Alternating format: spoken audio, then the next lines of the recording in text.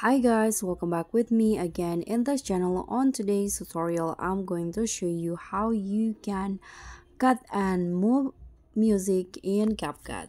So in here, first I'm going to just add the music into my project on a timeline. For example, I'm going to add this ones right here. And in here, I'm going to show you first how you can cut the music. For example, I'm going to cut in here. So just click on the music and click on split. Now the music has been cut, and if you want to delete, you can just click on the part that you want to delete and tap on the delete button.